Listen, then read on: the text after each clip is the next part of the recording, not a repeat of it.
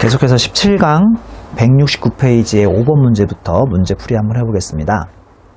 다음은 중소기업인 주한국의 도급공사와 관련된 자료이다. 이 자료에 기초하여 제시된 답안 양식에 따라 7기에 필요한 세무조정을 행하시오. 우리 소득금액 추정 합계표부터 한번 작성을 한번 해보겠습니다.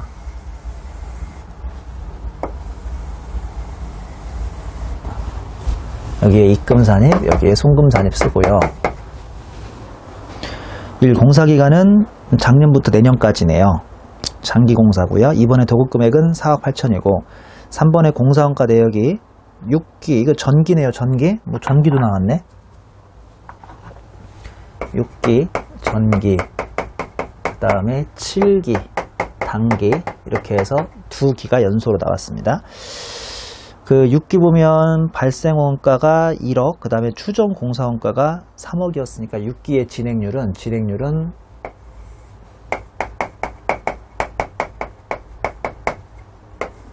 1억 발생했고, 얘는 1억에 추가 3억이 더 들어갈 걸로 예정됐었으니까 25%였다는 소리죠. 그렇죠? 단기는요, 단기는 7기인데 발생 원가가 여기 1억 아까, 그 다음에 단기 발생 원가가 194, 얘도 1억, 단기 발생 원가가 194, 그 다음에 추가 예정액이 196. 자, 4점 보니까 회사는 단기에 1억 6,800을 공사 수익으로 계산했대요. 단기에 기업회계의 공사 수익 168. 세법은요. 그 다음에 단기 발생 공사원가는 194를 공사원가로 인식했대요. 원가는 194. 손해났구나. 그렇죠. 근데 공사손실 충당 부채 전입액 400만원을 비용으로, 원가가 아닌 비용으로 계산했답니다. 그런데 이런 부채는 세법에서는 인정이 안 되죠. 나중에 진짜 손실 났을 때 미리 잡는 충당금 인지 안 돼요.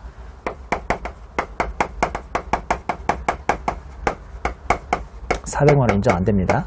왜 인정 안 되는지는 이미 그 세법 개론에서 배웠겠지만 우리 세무회계에서는 제가 나중에 9절인가요? 그때 퇴직급여 충당부채 설명드릴게요. 일반 부채는 인정 안 되죠. 인정 안 됩니다. 그 다음에 5번 보시면 위 3의 공사원가 내용 중 단기 발생 공사원가에는 포함되어 있지 아니하나 단기 공사원가에 포함될 인건비가 1,000만원만큼 판관비로 계산됐으니까 어디로 가나 비용이나 원가는 마찬가지니까 1,000원 자체에 대한 세무조정은 없고요. 대신에 1,000만원을 여기에도 누락됐으니까 올려주고 여기에도 1,000만원을 이렇게 올려줘야 하긴 하겠네요. 맞죠? 그럼 이게 얼마 나오냐면 5억분에 3억 4백이 나오나봐요. 3억 4백. 그래서 이게 지금 60.8%. 그러면 세법상 수익은 아까 도급금액이 얼마였어요? 도급금액이 4억 8천이었죠? 4억 8천 곱하기 60.8%와 전기 25%와의 차액. 그러면 추가로 얼마를 더 잡아야 하냐면 이 추가액이 17840 잘못 봤네요. 171840이니까요. 세무조정은 요거와 요거 사이의 차액만 조정하면 384가 나오나 보죠. 384. 이만큼 수익으로 더 잡아야 합니다. 그래서 공사수익의 입금산입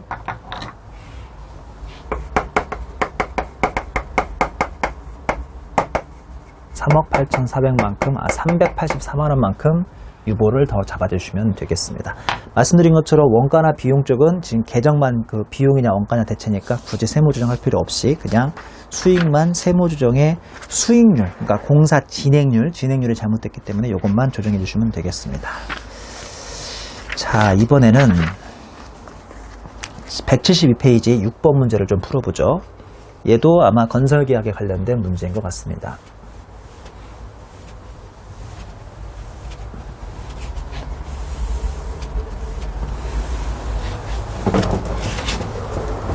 다음은 상장 대기업인 금빛주의 21기의 세무조정 자료이며 각 항목은 서로 독립적이다. 아래 자료를 기초로 다음의 물음에 따라 제시된 답안 양식대로 세무조정을 수행하시오. 다만 전기까지의 세무조정은 적법하게 처리되었다고 가정한다. 그래서 소득금액 조정 합계표 나왔고요.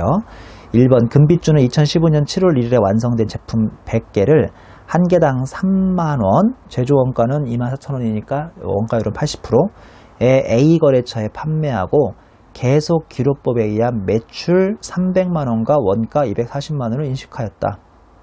계속 기록법. 자, 그리고 다음의 회수 일정 및 실제 회수된 내역은 다음과 같다. 보니까 계약서상 회수 조건이 15년 7월, 16년 7월, 17년 7월이니까 이거는 장기 할부죠. 그러면 세법에서는 1번 문제 기업회계에서 어떻게 하든 세법에서는 원칙은 장기 할부니까 명목가치 인도기준. 근데 특례로 회수기일 우리 현재가치부터 현재가치랑 그 다음에 회수기일 도래기준 다 가능하죠. 이 문제에서 얘는 상장 대기업이니까 일단은 회수기일 도래기준은 신고주정 특례는 안 되고요. 기업회가 했을 때만 인정이 되죠. 자, 계속 읽어보면 시장이자료의 10% 및 현가계수는 다음과 같다. 보아하니 기업회계가 현재가치를 썼어요. 그러면 이 현재가치하고 이 현재가치하고 둘 다 인정되니까 세무조정은 없습니다. 맞죠? 깔끔하죠? 근데 2015년 12월 3일 날 10개의 불량 제품 환입됐대요. 매출 환입, 팔았는데 돌아온 거 매출 환입에 대해서 10개 아까 3만원씩이니까 30만원 매출 취소하고요. 매출 채권도 30만원 취소했는데 왜 이것만 합니까? 뭐가 누락됐냐면 지금 누락된 게 재고 들어왔고요. 24만원어치. 그 다음에 재고 들어왔으니까 거꾸로지. 재고가 들어왔으니까 이쪽에 재고자산 잡고 여기에 매출원가도 취소시켜야죠. 신기하네요. 왜 매출액만 취소를 시켰을까요? 매출원가 취소시켜야지. 송금산입에 재고자산 또는 매출원가 재고자산이라고 하시든지 죄송합니다. 취소를 시켜야 하니까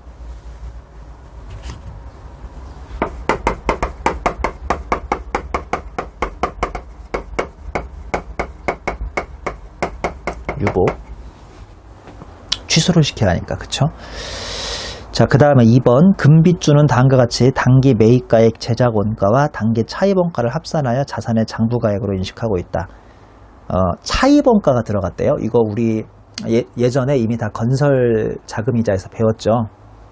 재고자산 매입원가 제작원가가 1,000만원, 차입원가가 20만원. 개발비도 있네요. 개발비는 매입가액 제작원가가 3,000만원, 차입원가가 30만원. 1번 네모 국내 일반 차약과 관련된 이자 비용이며 재고자산 중 80%는 단기에 판매가 됐대요. 2번 현재 개발 중인 신제품의 개발에 소요된 특정 원화 차입금에 관련 이자 비용이다. 자, 문제 없죠? 가 아니라 우리 뭐 배웠냐면 재고자산에 대해서는요 세법에서는 인정이 안 돼요. 근데 세법에서 차입원가를 잡았다고 하니 이만큼 재고를 다시 이자 비용으로 없애야 돼요. 즉 재고를 줄여야 합니다. 또는 차입원가 20만원이에요? 뭔 소리인지 알죠? 이건 지금 이번 챕터가 아니라 지난 챕터입니다. 그리고 그 중에 80%는 판매됐대요. 이거 항상 이런 거 나오죠? 그럼 이 재고에 대해서 반대 조정을 이렇게 해주는 거 알죠? 판매됐으니까. 오케이? 자, 그리고 개발비는 건들 필요 없어요. 이거는 무형자산은 잡을 수가 있으니까 무형자산. 다음 페이지 3번 금비주는 정부에서 발주한 신도시 개발과 관련된 도로 건설 공사기간은 7월 1일부터 5월 1일까지면 단기 공사네요. 도급금액은 1억이고 공사원가는 이거 많이 남네. 얼마 안 남네요. 48%. 그러니까 많이 남고 얼마 안 들어가죠. 48%. 진행률은 60%. 완성 기준에 따라서 손익인식하고 있다. 엄한 소리 하고 있다. 왜냐하면 이 회사는 상장 대기업이니까 장단기 불문하고 무조건 무슨 율입니까? 진행률이죠. 별도의 언급이 없는 한. 그러니까 공사 수익으로 60%. 그 다음에 공사 원가로 문제에서 준 대로 4,800만 원에 마이너스 수입을 하시면 되겠습니다. 문제는 복잡해 보이지만 이 정도 문제는 뭐 연습만 많이 하시면 아주 쉽게 풀 수 있습니다. 계산기가 굳이 필요 없는 그런 문제죠. 자, 이번에는 174페이지의 7번 문제 분양공사의 예약 매출입니다. 예약 매출, 제가 아까 예약 매출이 뭔지 뒤에 나오면 설명드린다고 그랬잖아요. 자, 예약 매출 좀 먼저 보세요.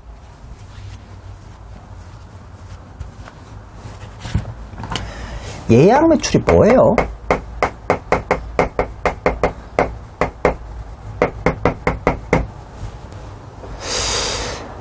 저 솔직히 제가 공부할 때 무슨 말인지 하나도 몰랐어요. 왜냐면 실무 경험이 없으니까. 예약 매출이 뭐냐면 주인이 이미 예약되어 있는 공사를 우리는 예약 매출이라고 합니다. 이렇게 말하면 더 못 알아듣죠?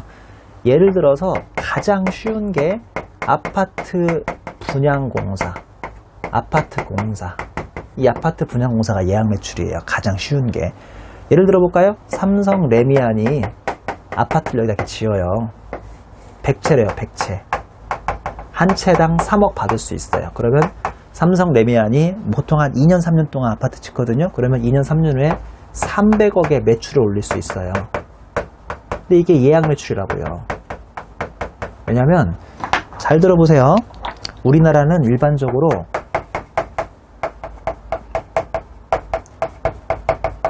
선분양 후시공 하나요? 아니면 선시공 후분양 하나요? 무슨 말인지 모르겠어요? 그냥 집에 가고 싶은 거예요? 이게 뭔 소리냐면 우리나라 아파트는요 많이 선분양 후시공을 합니다. 선분양 후시공이 뭐냐? 삼성 레미안이 일단은 땅만 사요. 이 땅 사는 것도 쉽지 않아요. 꽤 넓은 스페이스가 나와야 하니까 아파트 지으려면 땅부터 사가지고 여기다가 이제 소위 분양이라는 걸 공고해요. 분양 공고. 분양이란 게 뭔지 알죠? 우리 하다못해 강아지도 애완견도 분양이라는 걸 하잖아요. 이렇게 나눠주는 걸 분양이라고 하잖아요. 저기요, 여기 제가 땅 사놨는데 혹시 여기에 3년 후에 아파트 생기는데 관심 있는 분들은 지금부터 나한테 계약금을 거세요. 뭐 청약하세요. 이걸 청약이라고 하죠. 그러면 자기가 그 계약금 받아가지고 계약금으로 조금씩 이제 건물 올려나가는 거예요. 한 6개월 후에 저희요 중도금 10%만 더 주세요. 그러면 3억에 10%니까 3천만 원 돼야죠. 그걸로 또 쌓고 또 한 몇 개월 후에 중도금 10% 더 주세요. 그걸로 쌓고 그래서 한 3년 후에 마지막으로 잔금만 한 40%? 그동안 왜냐면 계약금 10%에 중도금 5번에 50% 그러면 남는 잔금은 40%거든요. 그렇게 해서 차곡차곡 올리는 걸 예약 매출이라고 합니다. 그러니까 공사라는 게 공사가 이만큼의 이 비중이라면 그 중에 그 안에 부분집합에 예약 매출이 있다고 생각하시면 돼요. 그러니까 일반 공사가 예약 매출로 하는 것도 있고 아닌 것도 있는데 전형적으로 우리나라 아파트 분양이 아파트가 공사가 대부분 예약 매출이라고 생각하시면 돼요. 이미 주인이 다 예약돼 있어요. 왜 예약돼 있는지는 알죠? 이미 계약을 하면서 이미 다 정해놓거든요. 여기 지으면 101동 101호는 김갑순네 집, 101동 102호는 이을순네 집이라고 해서 이미 다 계약을 받을 때 다 호를 다 알려드려요. 호를 다 알려드려서 이걸 다 이미 호가 다 그러니까 몇 동 몇 호에 누가 들어가는지가 다 예약되어 있는 예약 매출이라고 부르죠. 자, 예약 매출 이해했다면 예약 매출은 기업 회계에서 IFRS에서 인도 기준이라는 것까지도 이해하시는 게 어떨까 싶어요. 이건 저한테 배우는 게 아니라니까요. 이거는 중급 회계에서 배워야 하는데 왜 이걸 인도 기준이라고 하겠습니까? 왜냐하면 예약 매출은 일반적인 다른 공사와 달리 여기 다 주인들이 이미 예약되어 있으니까 이 건물을 지은 다음에 그 사람들한테 그 집을 인도하는 거예요. 인도하는 거. 그래서 IFRS에서는 재무회계에서 다른 공사와 달리 예약 매출은 특히나 인도 기준을 적용하고 있습니다. 인도 기준, 세법도 그 인도 기준을 그대로 따라가기로 했을 뿐이고요. 자, 한번 읽어볼게요. 다음 자료는 아파트, 건설, 부동산 임대 등을 주업으로 하고 있는 남아공 부동산의 자료이다. 단기는 8기 사업년도이고 아래 자료를 기초로 하여 다음의 물음에 따라 제시된 답안 양식대로 세무조정을 수행하시오. 다만 전기까지 세무조정은 적법하게 처리되었다고 가정한다. 소득금액 조정 합격표 있고요. 남아공 부동산은 2014년 1월 1일 아파트 20채를 분양 신청자에게 분양했다. 이미 땅만 사놓고 다 분양한 거예요. 아파트는 그 다음에 지으면 되고 분양 신청자에게는 아파트를 2년 후에 완공되는군요. 2년 후 2015년 12월 31일 완공 즉시 인도 왜 인도인지 알겠죠? 주인들이 있으니까 주인들한테 이렇게 인도하라고 된다고 보는 거죠. 아파트 한 채당 분양 가격은 750만 원이다. 갑자기 현실성이 팍 떨어지죠. 아파트 한 채가 750만 원 진짜 좋다. 종이로 만들었나 보죠. 아파트 한 채당 분양 원가는 동일하다고 가정한다. 즉 한 채 한 채당 똑같은 돈이 들어갔대요. 분양 원가는. 회사는 완성 기준을 적용하여 손익을 인식하고 있다. 잘했네요. 완성 기준, 즉 인도 기준, 완성 기준, 인도 기준 잘한 거예요. 회사는. 자, 계약금 등 수령 내용 및 아파트 건설에 투입된 분양원가는 다음과 같다. 계약금 4,500 받고 중도금 4,500 받고 잔금 6,000을 받고 있습니다. 분양원가는 3,000 들어가고 3,000 들어가고 2,000이 들어가고 있죠. 자, 보니까 총 분양 예정 원가는 1억 용지구입비 제외고요. 그 다음에 금액에는 2015년도에 특별 보너스 3천만 원이 반영돼 있답니다. 3천만 원은 누구에 대한 특별 보너스인지 잘 모르겠네.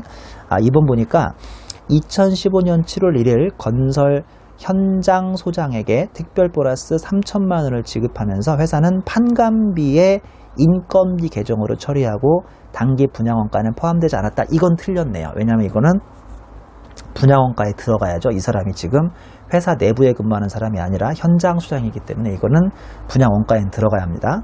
4번 회사는 분양원가를 재고자산으로 계상했네. 이건 잘했네요. 분양대금의 수치는 선수금으로 회계 처리하고 있다. 먼저 돈부터 받아버린 건 선수금, 그 다음에 진행률에 따라서 선수금을 조금씩 매출액으로 반영시키면 되겠죠. 분양대금의 계약서에 따라 수치하였다라고 되어 있습니다.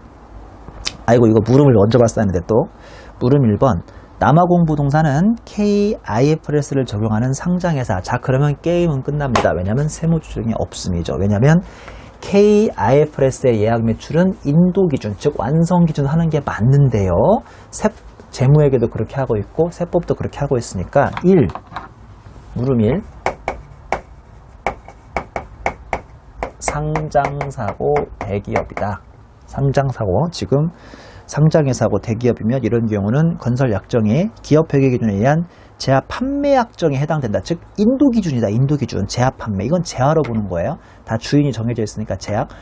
원래 건설공사는 한마디로 건설업은 용역입니다. 우리 부가세에서 배운 것처럼 부가세에서 재화 용역 배우잖아요. 근데 이렇게 특별히 예약 매출이 돼버리면 재화 판매로 보고, 왜냐하면 다 몇 동 몇 호가 다 이렇게 구성이 되어 있으니까 재화 판매로 보고, 한마디로 아파트를 물건 팔듯이 판다고 보는 거죠. 세무조정을 수행하시어 할 필요 없죠. 다만 미성공사, 재고자산 미성공사에 아까 특별 보너스를 유보만 잡아주시면 1번은 끝납니다. 할 게 없습니다. 자, 물음 2번 남아공부동산은 비상장 법인으로서 일반 기업 회계 기준을 적용한다. 그러면 물음 2번은 이거는 예약 매출이라고 하더라도 진행 기준을 세법에서 인식을 해야죠. 왜냐하면 이거는 IFRS에서 이걸 하는 거니까 일반 기업 회계 기준에서는 미안하지만 이거를 진행 기준으로 잡아줘야 합니다. 그럼 우리 진행률 열심히 구해야겠네요. 진행률 어떻게 구하느냐? 어디 보자. 우리 분양원가가 아까 나왔죠? 분양원가가 총 3천만원, 2천만원, 2천만원. 진행률부터 구해볼까? 진행률 15년 진행률. 작년에 누적된 게 3천만원, 올해 누적된 게 2천만원. 그리고 아까 빠진 거 누구 빠졌냐면 건설 현장 소장에게 특별 보너스 3천이 빠졌죠. 한마디로 8천이구만. 그러면 이거 8천에 내년에 또 아직 2천만 원이 더 나갈 예정이니까요. 결론적으로 얘는 80%. 그리고 14년이래. 14년에는 지금 3천만 원 나갔고요. 3천만 원 나갔고 지금 3천만 원에 아까처럼 내년에 나갈 금액이 2천만 원, 그 다음에 또 내후년에 나갈 게 2천만 원. 근데 아까 3천만 원 빠진 것까지 해서 총 7천만 원이 더 나가야 하니까 얘는 그때만 해도 30%. 결론적으로 진행률 차이가 50% 차이가 나네요. 지금 20채 짓기로 했고 한 채당 750만 원씩이니까요. 20채 짓기로 했고 750만 원이니까 한마디로 다 지으면 1억 5천 받을 수 있고요. 곱하기 진행률 차이가 80% 빼기 30%니까 50% 차이 나죠. 50%에 1억 5천이니까 정답은 7,500만 원이 차이가 납니다. 7,500만 원. 이게 이제 물음 1이고 얘가 물음 2라고 가정할게요. 물음 2.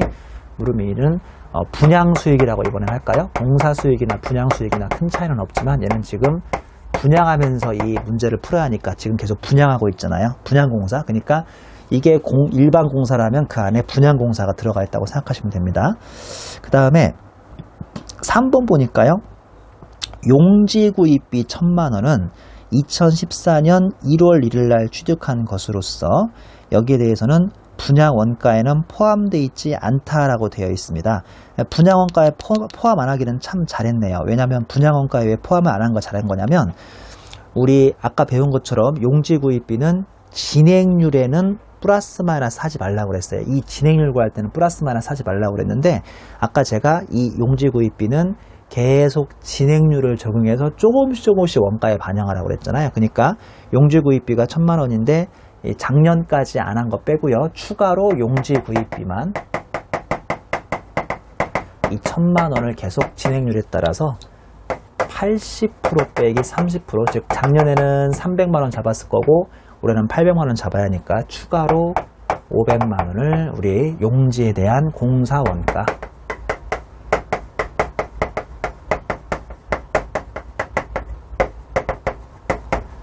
마이너스 10%를 잡으면 되죠. 이게 무슨 말씀인지 알죠? 보다시피 지금 용지 구입비 1000만원은 1000만원은 취득원가, 분양원가에 포함되지 않았으니까 진행률만큼 잡아주면 되고요. 그 다음에 마지막으로 진행률에 대한 분양 수익만 잡으면 안 되고 분양 원가도 잡아야죠. 이것도 분양이라고 바꿀까요? 공사보다는 통일시키겠습니다. 분양 원가의 용지 잡아야 하고 또 일반 분양 원가. 왜냐하면 이 문제에서 완성주의 잡았기 때문에 지금 가운데 표에 보면 단기 분양 원가가 2015년도에 2천만 원이 들어갔으니까 2천만 원도 진행률 공사 분양 수익에 대응하게 진행률 분양원가도 추가로 더 잡아주셔야겠습니다. 참고로 이 3천만 원은 안 잡습니다. 왜 3천만 원은 어차피 인건비로 갔든 공사원가로 갔든 둘 다 비용 잡히기 마찬가지니까 굳이 이 3천만 원은 세무 조정은 해줄 필요 없고요. 대신에 진행률 구할 때만 이 분자 분모에 적용해 주시면 80% 구할 때만 필요한 거고요. 얘는 굳이 세무 조정까지 해줄 필요는 없겠습니다. 자, 여기까지 해서 문제풀이 완성하고 그 다음에 또 이제 다음 토픽인 이자 수익, 이자 비용으로 한번 진행을 해보도록 하죠. 스마트 세법의 73페이지로 오시면 되겠습니다. 73페이지 3점의 수입이자하고 지급이자죠. 자, 우리 뭐 이래독 할 때 이미 다 여기서 고생을 좀 하셨겠지만 우리 이자 수익하고 이자 비용이 완전 좀 내용이 다르기 때문에 잘 비교하셔야 합니다. 특히나 이자 비용은 조금 쉬운데 이자 수익이 좀 헷갈리고 짜증나는 게 있죠. 73페이지 양가로 1번의 수입이자입니다. 수입이자. 수입이자는 우리 재무회계 이자 수입이라고 생각하시면 돼요. 재무회계에서 이자 수입인데 세법에서는 수입이자라고 부르고 있죠. 내용을 좀 보시면 반가로 1번의 원칙, 일반 법인, 즉 금융회사가 아닌 삼성전자 등의 일반 법인은 소득세법상 이자 소득의 수입 시기를 따라가라고 돼 있는데 제가 그냥 간단하게 가로 열고 대부분 현금주의라고 써놨죠. 주에 내려가시면 소득세법상 이자 소득의 수입 시기는 대부분 현금주의인데 그 중에 꼭 알아야 할 약정주의가 나중에 우리 소득세에서 5개를 정확히 배우는데요. 이 법인세까지 연결되는, 즉 법인세의 문제에 나올 만한 것들은 2개, 이 2개는 반드시 법인세에서도 문제 나올 수 있으니까 알아두셔야 하는데 첫 번째 동그라미 1번 비영업대금의 이익입니다. 비영업대금의 이익은 뭔지 알죠? 자기가 남한테 돈을 빌려주는 걸 대금업, 대금이라고 하는데 이게 나의 영업이 돼버리면 나는 금융업이 되는 거고 그게 아니라 비영업, 즉 한마디로 삼성전자가 자회사나 회장님한테 돈 좀 빌려주고 이자 받는 대여금에 대한 이자 수익을 비영업대금이라고 하는데 대여금 이자는 세법에서 아주 좋아하지 않거든요. 왜냐하면 내가 업종 자체가 삼성전자, 전자업인데 이걸 왜 남한테 돈 빌려주면서 이자 받고 있겠습니까? 이거 뭔가 꽁꽁이 속에 있거나 대표님한테 빌려준 이자이기 때문에 별로 좋아하지 않습니다. 동그라미 2번에 기명채권 이자 할인액이라고 해서 우리 무기명은 현금주의로 가는데 기명채권증권은 모든 게 채권 위에 이름도 써있고 이자 주는 날 약속돼 있다 보니까 약정주의로 가고 있고 구체적인 설명은 소득세법에서 후술하도록 하겠습니다. 콧표시 2줄도 다 이미 설명드렸죠. 비영업대금의 이익이 뭔지.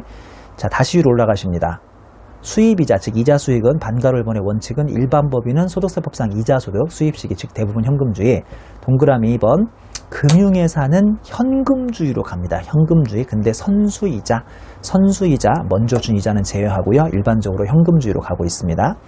반가로 1번의 예외가 더 중요한데 일반 법인 금융회사 기업회계가 미수수익을 계상하면, 즉 원래 현금주의로 대부분 가야 하는데 발생주의를 그대로 수용해 주기로 했지만 그 다음 줄이 더 중요하죠. 원천징수 대상, 즉 국외 이자 외 대부분인데요. 이것은 다시 입금으로 보지 않기 때문에 원래 원칙인 대부분 현금주의로 가셔야 한다는 거. 자, 다시 이거 중요합니다. 우리 금융업은 좀 덜 중요하니까 금융업은 논외로 하고요. 일반업, 이자 수익이에요, 이자 비용이에요? 이자 수익이죠? 원칙이 뭐예요? 현금주의예요? 아니요. 그렇게 공부하면 틀리고, 원칙은 소득세법상 귀속 시기를 따라가야 하는데 그게 대부분 현금주의거든요. 그리고 약정주의 2개 있으니까 꼭 기억하라고 그랬죠. 근데 예외로 일반 법인이든 금융회사든 기업회계가 미수수익을 계상하면 인정해 주기로 했는데, 즉 발생주를 수용해 주기로 했는데 다시 또 단서조항이 들어가서 이게 원천징수 대상이라면, 우리나라 이자는 대부분 원천징수거든요. 원천징수 대상이라면 다시 원칙대로 대부분 현금주의, 그 다음에 2개 약정주의로 가다라는 소리니까 꼭 기억하셔야 하고요. 여기와 달리 양가로 이번에 지급이자는 훨씬 쉬워요. 원칙은 소득세법상 이자소득 수입 시기인 다시 대부분 현금주의인데, 예외로 기업회계가 미지급 비용을 계상하면 세법이 그대로 발생주를 수용해 주기 때문에 수입이자와 달리 이런저런 단서가 필요 없습니다. 결론적으로 현금주의도 되고 발생주의도 돼서 이 지급이자가 조금 더 쉬운 편입니다. 그러니까 이자 수입, 즉 이자 수익, 수입이자가 조금 더 복잡하고요. 지급이자, 이자 비용은 좀 간단한 편입니다. 양가로 3번의 배당금 수익은 소득세법상 배당소득의 수입 시기를 준용하라고 해서 무기명 주식이면 실제 지급일인 현금주의 가시면 되고, 기명 주식이면 잉여금 처분 결의일인 주총일을 가시면 되겠습니다. 다시 말씀드리지만 무기명이면 그 주식이나 채권 위에 자기 이름이 안 써 있으니까 직접 와서 현금 주세요 라고 얘기해야 내가 현금이 나가는구나, 현금이 들어오는구나 라고 해서 현금주의인데, 거기에 비해서 기명 주식은 주식이나 채권 위에 모든 이름이 써 있고 약속이 되어 있고 그 약속에 따라서 약정주의 또는 잉여금 처분 결의일로 갈 수 있는 겁니다. 양가로 4번의 금융보험업의 보험료 수수료 수입인데요. 원칙은 실제로 수입된 날인 현금주의입니다. 여러분, 주말에 시내 나가서 친구 만나거나 데이트하다가 돈이 떨어지면 얼른 가서 ATM기 가서 돈 뽑아야 하잖아요. 근데 이게 타행해서 뽑아버리면 수수료가 꽤 나가잖아요. 지금도 한 1,200원 나가나요? 제가 요새 주말에 돈 뽑을 일이 없거든요. 1,200원 나가는 거, 그게 바로 금융보험업의 수수료 수입이거든요. 이해하시는 거죠? 그 수수료 수입은 현금주의로 간다니까요. 내가 딱 ATM기에서 돈 뽑는 순간 그게 바로 내 현금이 1,200원이 수수료 나가잖아요. 수수료 나갈 때 은행에서 바로 수수료 수입이라고 인정하는 거예요. 수입이자. 이해하시는 거죠? 자, 그 다음 참고를 보면요. 성급이자의 세법상 관점이라고 해서 이해독이라고 써있긴 한데요. 우리 세무회계에서는 좀 공부하셔야 하니까. 금융기관에서 차입한 차입금이자는 해당 금융기관과 선지급 약정이 있어서 기간 미경과분 이자를 성급으로 지급하다 하더라도 세법에서는 이를 단기 지급이자가 아닌 성급비용으로 보므로 송금을 사용한다고 되어 있습니다. 자, 내가 11월에 돈을 빌려가지고요. 11월, 12월, 1월치 석 달치 이자를 12월 31일 날 2달치만 주면 되는 것을 굳이 석 달치를 줘버렸다고 쳐요. 그러면 내년 1월 거 이자를 미리 내가 선지급한 셈이잖아요. 근데 세법에서는 이 선지급한 이자를 인정해주지 않기 때문에 11월, 12월 2달치만 잡아야 하고 1월치 먼저 준 것은 이자 비용이 아니라 선급금, 즉 자산이 됩니다. 즉 이자 비용 아니라고 해서 송금불산이 유보하라는 소리죠. 사례 좀 볼까요? 케이스 1, 1월 1일 날 3년 만기 국내 정기예금에 가입하고 단기 말부터 미수이자를 100씩 3년간 계상한 경우, 자, 답 보시면 바로 미수수익 100에 이자수익 100인데 세법상은 이거 부인됩니다. 인정 안 됩니다. 입금불산입. 왜냐면 만기 3년 차에 현금주의로 한 번에 이자 잡아야 하니까. 케이스 2, 국내 자회사에 12월 1일 날 자금을 한 달간 대여하고 이자 100을 다음 달, 즉 내년 1월 15일 날 받기로 했어도 기업회계는 시간만 지나면 발생주에 의해서 미수수익 100을 잡아야 하는데 세법은 이때 비영업대금이어서 약정주의가 되면 약정을 내년 1월 15일 날 해놨으니까 올해까지는 회계처리 없고 내년 수익으로 인정되니까요. 입금불산입의 100의 마이너스 유보입니다. 그 페이지 제일 끝에 꽃표시 볼래요? 케이스 2에서 보는 것처럼 약정주의와 발생주의는 다른 겁니다. 다시요, 다시. 발생주의는 시간만 흐르면 회계 처리하는 거예요. 즉 케이스 2 같은 경우도 12월 날 빌렸으니까 12월 1일 날 빌렸으니까 12월 31일 날 무조건 미수 100을 잡는데, 이 케이스가 하필이면 내년 1월 15일 날 돈을 주고받기로 약정했으니까 약정주의는 내년 1월로 바뀌어버립니다. 약정주의와 발생주의는 다릅니다. 같은 게 아니라고요. 문제에 따라 같을 수도 있죠. 왜냐하면 12월 이자를 12월 31일 날 받기로 약정했으면 그런 문제는 발생주의도 12월이 한 달이요, 약정주의도 12월 것을 31일 날 받기로 했으니까 두 개가 겹칠 수도 있는데요. 이렇게 이런 문제는 약정주의와 발생주의가 다를 수 있다는 걸 기억하셔야 하고요. 케이스 3는 외국자회사에 1월 1일에 3년간 자금을 대여하고 매년 이자 100을 받기로 하고 기말에 미수이자 100을 계상했으면 얘는 외국 돈이기 때문에 우리나라에서 원천징수가 되지 않고 그러면 얘는 특례로 거의 유일하게 발생주의가 인정되는 경우이기 때문에 기업회계도 미수 100 잡고 세법도 미수 100 잡고 이때는 예외적으로 세무조정이 없습니다. 다음 페이지 얘는 이제 지급 이자입니다. 이자 비용인데 은행 차입금에 대한 연말 미지급 이자 100에 대해서 기업회계가 케이스 1 향후 이자 지급 시 회계 처리하려고 회계 처리를 누락했어요. 이거는 분식입니다. 기업회계에서 무조건 발생주의 잡아야 하는데 현금주의로 누락했으면 일종의 분식이죠. 케이스 2는 발생주의에 충실해서 올해 미리 이자 비용을 미지급 잡았다고 가정하면 세법에서는 특이하게 현금주의로 회계 처리 안 한 것도 인정되고 그 다음에 발생주의로 회계 처리 한 것도 인정되기 때문에 둘 다 세무조정은 없습니다. 꽃표시 보시면 결국 미지급 이자는 미수수익에 비해서 세무조정이 나오지 않는 게 일반적일 수밖에 없겠죠. 세무조정이 없음이 일반적이에요. 아까처럼 선지급 이자 같은 거 빼고는 세무조정이 없음이 일반적입니다. 사례 3번 보시면 S전자가 단기 중 취득한 S물산의 주식에 대해서 단기 12월 20일에 열린 주총에서 결의한 배당을 차기 1월 2016년 1월에 수령한다면 동그라미 1번 이 주식이 무기명 주식이다. 그러면 현금주의로 가야 하니까 차기의 배당소득으로 과세가 되고요. 동그라미 2번 이게 기명 주식이다. 그러면 잉여금 처분 결의일인 단기 아직 돈이 안 들어왔어도 단기의 배당소득으로 과세가 되게 되어 있습니다. 자, 이렇게까지 하면 별로 어려울 거 없으니까 잘 정리하시고요. 4점의 임대손익 보시면 자, 이거 제일 중요한 게 그 밑에 있는 칠판 박힌 거 아시죠? 장단기, 임대손익의 장단기 구분은 임대료 지급기간, 계약기간이 아니에요. 계약기간이 아닌 지급기간이 1년 초과인지 아닌지로 장단기를 따집니다. 이때 또 다른 건 지금까지 대부분 장기면 1년 이상이었는데 얘는 1년 이상이 아니라 1년 초과인 것도 구분하셔야 하고요. 우리 문제는 좀 이따 읽어보고 저기 이론 요약은 좀 이따 읽어보고 사례부터 벌써 미리 좀 봐버리면 단기 10월 1일에 2년간 즉 17년 그럼 9월 30일까지인가요? 9월 30일간 임대 계약했대요. 자, 이거 단기예요, 장기예요? 1년 넘어갔으니까 장기죠? 아니요, 제발 그러지 마시라니까요. 계약기간으로 보는 게 아니라 지급기간으로 봐야 돼요. 지금 아직 지급기간은 읽지도 않았어요. 지급기간. 매달 임대료, 매달 지급기간이 한 달이니까 이게 바로 단기 임대가 되는 겁니다. 단기 임대. 자, 옆에 이제 사례 2번 볼까요? 이것도 단기 10월 1일에 2년간 건물 임대했어요. 장기예요, 단기예요? 아직 대답하시면 안 돼요. 2년치, 그러면 지급기간이 2년이니까 이게 장기인 거죠. 1년을 넘어갔으니까. 맞죠? 장기 임대손익을 준 거니까 이게 서로 다릅니다. 이렇게 전혀. 이거 계약기간으로 보는 게 아니라 지급기간으로 본다는 거 기억하시고요. 다시 74페이지 4점의 임대손익의 이론 요약부터 좀 볼까요? 양가로 1번 단기. 원칙은 약정, 즉 계약서상 지급일이죠. 우리 여러분 원룸 같은 거 계약해봤어요? 학교 앞에서? 일반적으로 이번 한 달 살면 이번 달 말일날 뭐 우리가 월세를 주고받기로 다 약정을 해놓잖아요. 이게 바로 약정이라고요. 계약서상 약정. 계약서상 지급일이고 약정주의. 이게 없으면 별 수 없이 현금주의. 근데 예외적으로 기업회계가 기간경과분, 우리 항상 세법체계 기간경과분이란 말이 나오면 발생주의 의미하는 거 알죠? 기간경과분을 계상하면 발생주의를 인정해 줍니다. 양가로 2번 장기는 기간경과분을 계상하면 당연히 발생주의로 갈 수밖에 없어요. 이게 장기이면 뭐 약정, 현금 다 소용없어요. 무조건 발생주의로 간다고 생각하시면 돼요. 왜 그런지는 사례 1번, 사례 2번에서 소개를 드립니다. 자, 사례 1번 보죠. 단기 10월 1일에 2년간 건물을 임대하고 매달 이게 단기 손익이라고요. 단기 임대 손익을 말하는데 임대료 100을 다음 달 15일에 받기로 했어요. 그러면 약정은 다음 달인 거예요.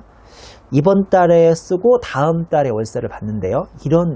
이런 정말 그 관대한 주인이 어디 있겠습니까? 이번 달에 썼으면 이번 달에 돈 내라고 할 텐데요. 문제에서 일부러 다음 달에 돈 받기로 했다고 지금 문제를 꼬은 거죠. 이거 말도 안 되죠, 현실에서는. 자, 그리고 임차인 사정으로 또 더 웃긴 놈이 10월, 11월 쓴 거를 각각 11월 15일, 12월 15일 날 내야 하는데 올해는 10월 쓴 것만 11월 15일 날 냈고 11월 쓴 것을 아직 12월 15일 날 못 준 걸로 가정할게요. 케이스 1, 기업회계는 3개월분을 발생주의로 3개월분 임대료 계상했고요. 케이스 2, 기업회계는 현금 수령한 1개월분만 현금주의로 계상했습니다. 현금주의는 참 이렇게 하시면 안 돼요. 현금주의는 웬만하면 인정 안 돼요. 다음 페이지 케이스 1 볼까요? 자, 기업회계는 발생주의로 석 달치 잡았다고 했으니까 대변의 임대료 300에 차변에 현금은 100만 잡고 매출채권을 200 잡았습니다. 자, 이거 인정됩니까? 안 됩니까? 인정되죠. 왜냐면 이후에 제가 써놨는데 세법 원칙은 약정주의지만 기업회계가 발생주의 잡았으면 특례로 인정해 주기로 했으니까 세무조정이 없는 거예요. 근데 오른쪽 서류 가보시면 현금 수령한 한 달치만 현금주의로 임대료 계상했다. 기업회계가 아주 몹쓸 기업회계군요. 말도 안 되는 회계처리입니다. 임대료 100 잡고 현금 100 잡았다? 이건 안 되는 거예요. 그러면 이때 세법은 원칙인 약정주의로 가야 할까요? 특례인 발생주의로 가야 할까요? 당연히 원칙인 약정주의로 가야 하니까 올해 2015년 10월 거는 11월 15일 날 한 번 약정했고요. 11월 것은 12월 15일 날 한 번 약정했으니까 보다시피 대변의 임대료 수입 200만 잡아야 하고요. 차변의 현금 100과 매출채권 100을 잡습니다. 그러면 입금산입의 매출채권 100에 유보가 되는 거죠. 이해하셨죠? 이해하셨죠 이거? 자, 사례 2번 보시면 계약기간 10월 1일에 2년간 건물을 임대한 다음에 2년치를 한 번에 2,400을 10월 1일 날 선수했죠. 진짜 주인은 기분 좋을 것 같아요. 어떻게 누가 설마 2년치를 먼저 주겠습니까? 이런 경우는 없는데 그렇다고 치더라도 얘는 너무 2년이 기니까요. 한 번에 2,400만 원을 2,400을 임대료로 수익으로 인식하는 바보 같은 주인은 없을 것이고 얘는 무조건 발생주의로 24개월로 나눠야 합니다. 케이스 1, 기업회계가 발생주의로 3개월 임대수익 계상했다. 똑똑하구나. 기업회계가 똑똑하니까 세법도 그대로 인식하면 돼서 세무조정 없고요. 케이스 2, 기업회계가 현금 수령한 2년치를 임대수익 계상했다. 이거 바보구나. 이거 회계처리를 전혀 모르는 바보구나. 그러면 보시는 것처럼 대변의 임대료 수익 2,400 잡고 차변의 현금 2,400 잡았는데 이렇게 하시면 안 돼요. 대변의 임대료 수익 300만 잡으시고 현금 2,400 들어온 거에 대한 차액, 즉 끼워넣기를 선수수익, 괜히 21개월치 부채로 다 잡았구나라고 해서 2,100을 잡으셔야겠죠. 그러면 입금불산임에 무려 2,100을 하신 다음에 부채를 감소시켜야 하니까 마이너스고 하시면 되겠습니다. 자, 앞페이지 사례, 앞페이지 73페이지부터 있는 사례 1번, 2번, 3번 요게 이자 수익과 이자 비용, 즉 수입이자와 지급이자 관련된 것이고 지금 74, 75에 있는 사례 1번, 2번이 장단기 임대손해하고 관련된 건데 이런 사례 5개만 잘 머릿속에 개념을 잡아놓으시면 대부분 이쪽 관련된 문제들은 풀립니다. 아무리 어렵게 꼬아내도 여기서는 아주 어렵게 문제가 나올 수가 없으니까 기본적인 개념만 잘 기본기 가지고 있으면 문제는 풀립니다. 75페이지의 5점의 기타 손익의 귀속식이죠. 여기서부터는 좀 중요성은 떨어집니다만 동그라미 1번 금전 등록기 설치 법인은 소매업 등 영수증을 교부할 수 있는 업종을 영위하는 법인이 금전 등록기를 설치 사용하는 경우 물품 대금과 용역대가는 그 금액에 실제로 수입된 사업연도로 할 수 있음. 이거 가능한 거예요. 가능한 거. 아까 설명했죠? 올해 12월 31일 날 슈퍼에 가서 음료수 사오고 아줌마 내일 돈 줄게요 라고 해서 16년에 아줌마가 현금이 들어오면 아줌마는 금전 등록기 설치법인이라서 좀 작아요. 세법을 회계학을 잘 모르기 때문에 세법도 모르고 이 경우는 현금주의로 갈 수 있는 거지 가야만 한다 하면 안 돼요. 갈 수 있는 겁니다. 사채 할인 발행 차금은 거의 세법에서 유일하게 특례로 현재 가치를 인정해 주는 게 아니라 원칙부터 현재 가치를 그대로 수용해 주는 거의 유일한 세법에서의 특이사항이죠. 사채 할인 발행 차금은 사채라는 것이 금융 성격이 있어서 그런지 세법이 원칙부터 그냥 현재 가치를 다 인정해 줘 버리고 무조건 사채 할인 발행 차금을 강제로 상각하게 되어 있습니다. 3번 자산 유동화 배서 양도금은 다음에 해당하면 기업회계에 의한 손익 방식을 따른다고 했는데 자산 유동화에 관한 법령에 따라 보유자산을 양도하는 거, 그 다음에 매출 채권 또는 받으러 온 배서 양도하면 그냥 기업회계 기준과 세법을 일치시키기로 했으니까요. 조금 출제 가능성은 낮아지죠. 다음 페이지 간기 매출 1번 보시면 어음 할인에 대한 기업회계 손익 인식 방법이라고 해서 동그라미 1번 양도자가 금융자산의 소유에 따른 유형과 보상을 대부분 이전하면 매각거래로 봐서 처분손실로 보시면 되고 그 이외의 경우는 매각거래가 아니라 차입거래로 보기 때문에 이자 비용이 나가는데요. 요거는 기업회계에서 배웠을 걸로 제가 알고 있으니까 더 이상 구체적인 설명은 생략하는 걸로 하죠. 다시 76페이지 제일 위로 올라가시면 동그라미 4번이죠. 개발 완료 전 취소된 개발비인데 막 개발 활동을 하고 연구소에서 계속 개발하다가 야 이거 안 되겠다. 우리 별로 상업성이 없으니까 개발비 취소시키자라고 해서 취소해버리면 내용을 보시면 개발비 등 무형자산이 도중 개발에 취소되면 다음 요건을 모두 갖춘 날 송금으로 인정해 주는데 첫 번째, 해당 개발로부터 상업적인 생산 또는 사용을 위한 해당 재료, 장치, 공정, 시스템, 용역 등을 개선할 결과를 식별할 수 없어야 야 이거 해봐야 나오는 게 없어. 우리 이거 해봐야 나오는 게 없으니까 개발비 포기하자라고 해서 자산을 없애버리는 거죠. 그 다음에 해당 개발비를 전액 송금으로 계상하였을 것. 이러면 송금 인정이 됩니다. 자, 제 말 좀 들어보세요. 개발하다가 개발성이 없으나 개발성이 없거나 상품성이 없어서 이 개발비라는 자산을 싹 다 포기하고 비용으로 떨어버리면 기업 실무자나 사장님 기분이 좋겠어요, 나쁘겠어요? 되게 기분 나쁘지 않겠어요? 근데 세법에서는 이렇게 하면 유리해져요, 불리해져요? 유리해지는 거잖아요. 송금 인정이 되니까. 그러니까 세법은 지가 막 삼성전자가 개발하겠다고 자산 잡다가 어느 날 송금으로 이걸 떨어버리면 이걸 기분 나빠하고 인정 안 해준다고요. 야, 니네 계속 자산 잡어.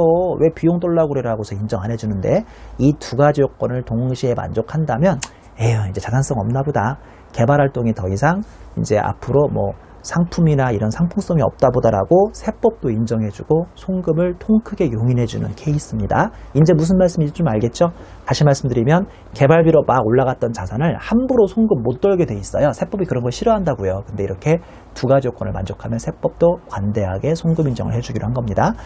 동그라미 5번 보험차익은 보험금의 지급이 확정된 날, 동그라미 6번 조세의 환급금 이자는 취소 결정이 확정된 날, 통지를 요하는 경우 통지받은 날, 7번의 파생상품 거래를 한 손익은 계약 목적물 인도 없이 목적물 가액 변동많은 것만 바로 파생상품에서 플러스만 해서 손익을 할 수 있죠. 목적물을 인도하지 않더라도 차액만 정산하는 이런 파생상품 거래의 손익은 대금 결제일, 관세 환급금은 수출과 동시에 관세 환급금이 환급되면 수출 완료일, 그 외의 경우는 환급금의 결정 통지일과 환급 일정 빠른 날.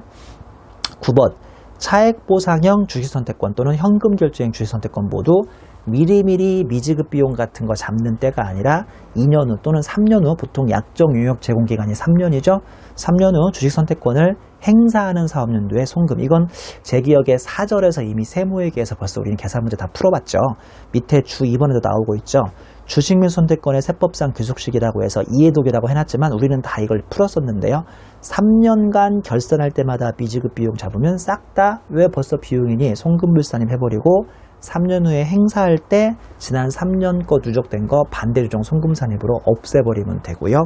오른쪽 세로에 현금 결제형이 아니라 주식 보상형이라면, 신주 교부형이라면 송금불산입을 3년 동안 하는 건 맞는데 이거는 장기 미지급 비용이라는 부채를 감소시키는 유보가 아니라 주식 선택권이라는 자본 조정을 감소시키는 기타, 즉 소득 처분만 유보할래 기타 할래의 차이일 뿐이지 요거 자체가 뭐 세무 조정이 서로 다르거나 그러진 않습니다.